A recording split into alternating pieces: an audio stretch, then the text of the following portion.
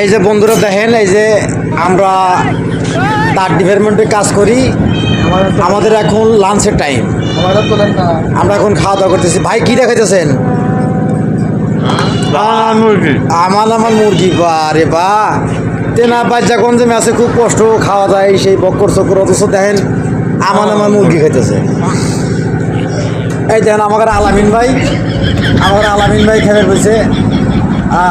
আমরা যাই হোক করি বলিও আমাদের পরিবেশ ভালো আছে। দেখেন দেখেন যে ডাইনিং টেবিল, আমরা ডাইনিং টেবিলে খাওয়া দাওয়া করি। আবার কেউ কেউ দেখেন গাইস ব্যাটারি নো মারতেছে রে, বোধ পারবেন মিলা।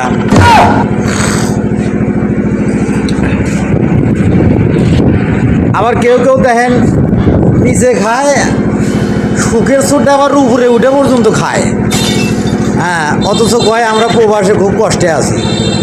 প্রবাস মানে কষ্ট, তবু আমরা আনন্দ উল্লাসে থাকার চেষ্টা করি। দেখেন অনেক সুন্দর পরিবেশ। এই যে আমাদের তুজাম ভাই, মানুষটা এমন হইলেও খুব মজার। এই বেয়াহি খুব গাইল বাড়ে, কিন্তু মনে হলো পিছলে বগার মতো। তিনি আবার কচু খান না, একটা কচু দিলিভারে কত ইতিহাস, মুখ টুক করে অস্থির। আমাদের আরেক ভাই আছে, এমনও খাইবে আসে নাই, হয়তো কাজে ব্যস্ত আছে, আসবো।